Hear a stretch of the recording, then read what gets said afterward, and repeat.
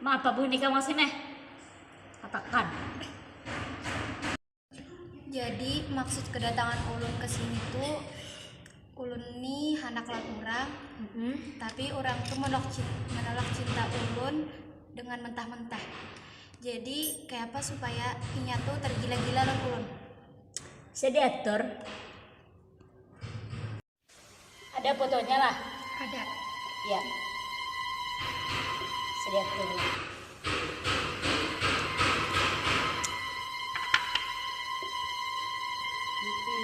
Ini lah karakternya. Mas Pangam. Bisa diatur tuh.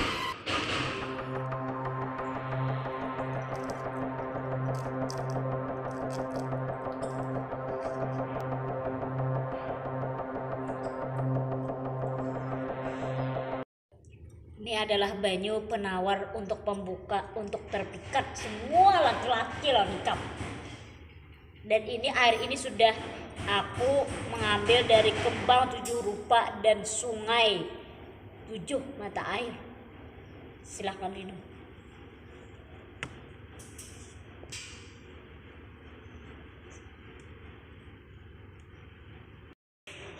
Ada banda, ada harga. Ini Mbak. Ya bisa.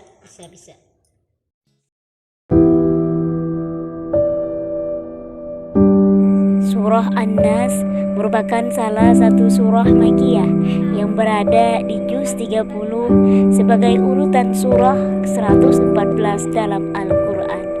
Nama An-Nas diambil dari kata An-Nas yang disebut berulang pada surah ini yang bermakna manusia. Surah An-Nas berisi anjuran kepada umat manusia untuk memohon pertolongan dan perlindungan hanya kepada Allah Subhanahu wa Ta'ala terhadap segala pengaruh hasutan jahat syaitan yang berasal dari manusia dan jin. Surah An-Nas terdiri dari 6 ayat. Kata An-Nas yang berarti manusia diambil dari ayat pertama surah An-Nas, disebut sebagai surah Qul a'udzu birabbin nas. An-Nas disebut sebagai Al-Muwazzatain bersama dengan surah Al-Falaq, yaitu 2 surah yang menuntun pembacanya menuju tempat perlindungan. Sir surah An-Nas. Surah An-Nas pada ayat yang pertama, Qul a'udzu birabbin nas. Artinya, katakanlah aku berlindung kepada Tuhan yang memelihara dan menguasai manusia. Kata Qul yang berarti katakanlah menyatakan bahwa Rasulullah SAW menyampaikan segala sesuatu yang diterimanya dari ayat-ayat Al-Quran yang disampaikan oleh malaikat Jibril. Dalam tafsir Al-Ajhar diterangkan kata Qul, katakanlah wahai utusanku dan ajarkanlah juga kepada mereka. Kata a'udzu terambil dari kata auz yang artinya menuju kepada sesuatu untuk menghindar dari sesuatu yang ditakuti. Kata roh mengandung makna kepemilikan dan kepemeliharaan serta pendidikan yang melahirkan pembelaan serta kasih sayang. Dia adalah Allah.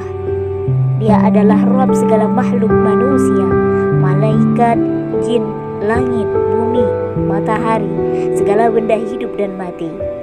Sedangkan An-Nas berarti kelompok manusia, berasal dari kata An-Nas yang berarti gerak. Ada juga yang berpendapat dari kata An-Nas yang berarti tampak. Kata An-Nas terulang sebanyak 241 dalam Al-Quran. Ayat yang kedua, Malikin Nas, yang artinya Raja Manusia. Dalam tafsir Al-Misbah, kata Maliki artinya raja, biasanya digunakan untuk penguasa yang mengurus manusia. Berbeda lagi dengan Malik yang artinya pemilik, biasanya digunakan untuk menggambarkan kekuasaan si pemilik terhadap sesuatu yang tidak bernyawa. Hal ini menjelaskan mengapa ayat kedua surah An-Nas tidak dibaca dengan Malik dengan memanjangkan huruf mim. Ayat yang ketiga, ilahinnas, sembahan manusia. Kata ilah berasal dari kata aliha ya'lahu, yang berarti menuju dan bermohon. Disebut ilah karena seluruh makhluk menuju serta bermohon kepadanya dalam memenuhi kebutuhan mereka. Dalam tafsir Ibnu Katsir, ayat 1 hingga 3 menjelaskan beberapa hal penting. Di antaranya adalah ketiga ayat yang pertama merupakan sifat-sifat Allah Subhanahu wa taala, yaitu sifat rububiyah, sifat mulukiyah dan sifat uluhiyah. Dia ialah Tuhan segala sesuatu yang memilikinya dan yang disembah oleh semuanya. Ayat yang keempat, min syarril waswasil khannas, dari kejahatan bisikan syaitan yang biasa bersembunyi. Kata syar pada mulanya berarti buruk atau mudarat, lawan dari kata khair yang berarti baik. Kata al-waswas awalnya berarti suara yang sangat halus. Makna ini kemudian berkembang menjadi bisikan-bisikan, biasanya adalah bisikan negatif. Sedangkan kata al-khannas berasal dari kata khannasa yang artinya kembali, mundur, dan bersembunyi.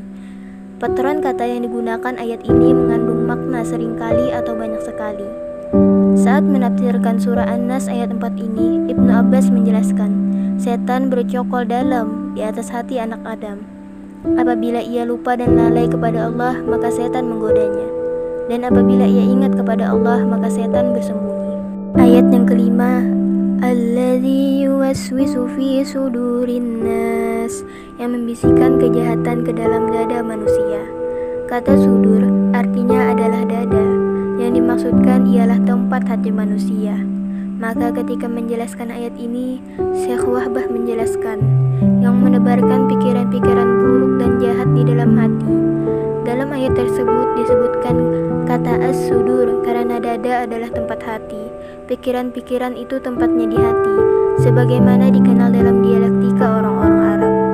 Dan pada ayat yang terakhir, minal jinnati wan nas, dari golongan jin dan manusia. Kata min dalam ayat ini bermakna sebagian, karena memang sebagian manusia dan jin melakukan bisikan-bisikan negatif, tidak semuanya. Ada pula yang berpendapat min di ayat ini berfungsi menjelaskan, sehingga artinya adalah yaitu. Kata al-jinnah dalam bentuk jama dari jinni yang ditandai dengan ta marbutah untuk menunjukkan bentuk jamak muannas. Kata jin berasal dari kata janana yang berarti tertutup atau tidak terlihat. Anak yang masih dalam kandungan disebut janin karena ia tidak terlihat. Surga dan hutan yang lebat disebut jannah karena mata tidak dapat menembusnya. Dinamai jin karena ia makhluk halus yang tidak terlihat. Seluruh makhluk yang menggoda dan mengajak kepada kemaksiatan disebut setan, baik dari jenis jin maupun manusia. Setan jin itu tersembunyi, tapi setan manusia itu tampak. Said Qutb menjelaskan, bisikan jin tidak dapat diketahui sebagaimana terjadinya, namun dapat dijumpai bekas-bekas pengaruhnya dalam realitas jiwa dan kehidupan. Dalam tafsir fi zilalil Quran, adapun mengenai manusia, kita mengetahui banyak tentang bisikan mereka. Kita mengetahui pula bahwa di antara bisikannya itu ada yang lebih berat daripada bisikan setan. Maka untuk menangkal bisikan-bisikan setan itu, baik dari golongan jin maupun manusia, kita harus memohon perlindungan kepada Allah. Surah An-Nas ini mengajarkan demikian. Membaca surah An-Nas adalah bagian dari upaya perlindungan diri dari semua bisikan itu. Namun, kita tidak hanya membacanya, tapi juga mengamalkannya. Buya Hamka menegaskan dalam tafsir Al-Azhar, dan sesungguhnya engkau berlindung kepada Allah dari perdayaan setan itu, ialah dengan meninggalkan apa yang disukai setan, bukan semata-mata hanya berlindung diucapkan di mulut. Simpulan pada surah An-Nas. Di sini terdapat 3 dari sifat-sifat Rabb, yaitu rububiyah, raja, dan ilahiyah, di mana Dia adalah memelihara segala sesuatu sekaligus sebagai raja dan Rabb-nya. Dengan demikian, segala sesuatu yang ada ini adalah makhluk ciptaannya, hamba sekaligus abdinya. Oleh karena itu, Dia memerintahkan kepada semua yang hendak memohon perlindungan agar berlindung kepada Zat yang memiliki ketiga sifat di atas. dari kejahatan bisikan syaitan khannas, yaitu syaitan yang ditugaskan untuk menggoda manusia, karena tidak ada seorang pun keturunan Adam melainkan dia memiliki satu teman yang akan senantiasa menjadikan segala perbuatan keji itu indah dipandang, dan dia tidak akan mengenal kata lelah dalam menjalankannya. Dan orang yang terlindungi adalah orang yang mendapat perlindungan oleh Allah. Setiap manusia pasti mempunyai salah dan dosa. Lidah yang salah dalam berucap, mata yang selalu salah untuk memandang, telinga yang selalu salah untuk mendengar,